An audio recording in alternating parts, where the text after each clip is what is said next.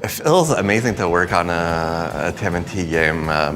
Really, it's really a passion project. If I were going back in the past and telling my younger self, like, hey, you're gonna work on a TMNT game, I would be like, what? Like, that's amazing, yes. So yeah, it feels pretty cool.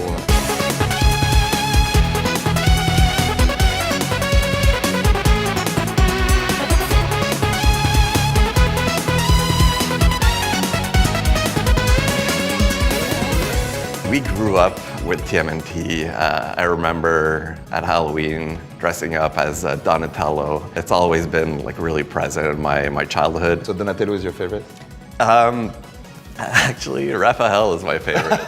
Because we're already working on Streets of Rage 4, we already had in mind to do a beat them up. We started discussing with Nickelodeon, and then we met at GDC, and they told me that someone else was pitching the same kind of project than we were pitching. And yeah, we just decided to join forces. Yeah. The decision to go for the 87 TMNT is really because that's what we grew up with, and that's where our heart stayed. Right? Yeah. I think also that's what fans really wanted to see as well. There was a lack of seeing some 87 design coming back in some sort of way, and with a retro game it just makes sense. Working on the TMNT license is great, but working on a TMNT license from that era is even greater, because it just like makes so much nostalgia for us and for the people we work with. It just made sense, basically.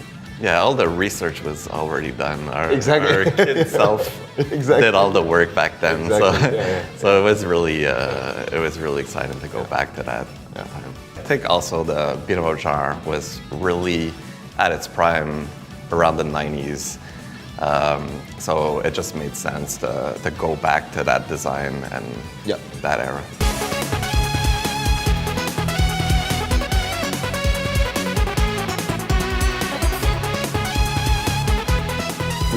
We really wanted to show people where we were going for, and that's why we choose as well to do a fully animated trailer with the original track from the show. I knew that people would love what you guys did, because the pixel art is just amazing, the animation is amazing, and it's just exactly what people were looking for. So I was pretty confident it was going to work out. I feel like the TMNT games were really at its prime during the arcade era of the 90s. So it only made sense to go back to the roots. All the toys, the comics, the show, when we started working on the project, it all came back to me, kind of like even the toys I had back in the days, the ones that I really cherished, and that we could see in the game. It was super exciting, because in the end, like, you can relive that period, and with a game like that, especially with those beautiful pixel art, it was just perfect with that design, and I'm glad that Nickelodeon let us do that, definitely. Yeah, that was definitely a dream.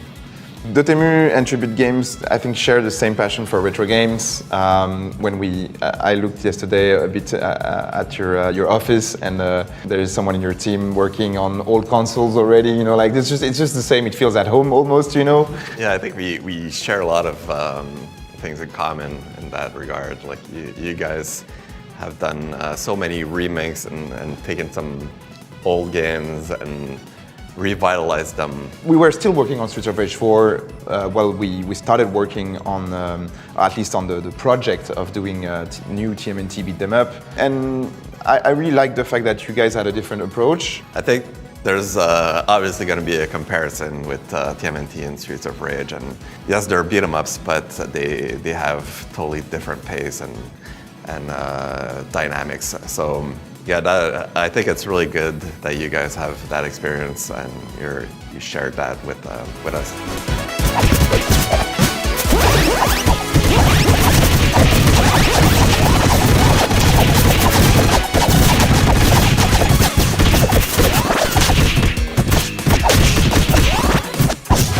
This is actually the second TMNT game that I've worked on.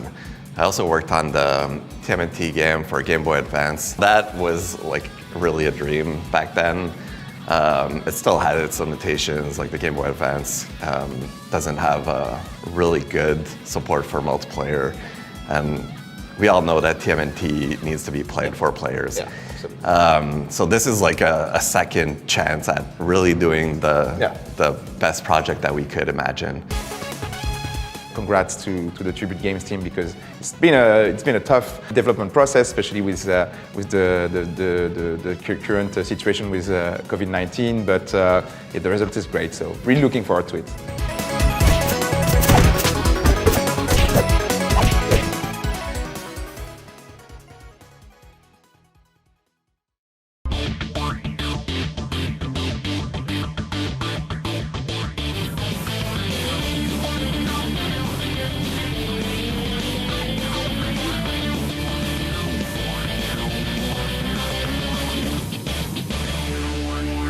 The King of Fighters 12